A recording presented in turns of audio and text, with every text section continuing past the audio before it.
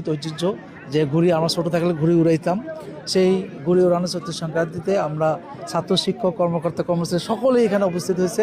আমরা more than 100 ঘুড়ি আমরা উড়াচ্ছি। আমরা সেটার শুভ উদ্বোধন ঘোষণা করলাম, কারণ আগামীকাল পয়লা বৈশাখে আমি অগ্রিম সবাইকে শুভেচ্ছা জানাচ্ছি। এবং আজকে চৈত্র সংক্রান্তি 1432 এবং 1433 জন আমরা অপেক্ষা করছি। আশা করি আমাদের এই সকলের উপস্থিতিতে এই চৈত্র সংক্রান্তিকে আমরা 1432কে আমরা বিদায় জানাবো এবং আগামী 1433-এর আমরা শুভ নববর্ষ শুভেচ্ছা জানাই। জাতির অতীত ঐতিহ্য, এই অতীত ঐতিহ্যকে ফিরানোর জন্য, এটাকে অম্লান করে রাখার জন্য আমাদের এই কর্মসূচি গ্রহণ করা হয়েছে।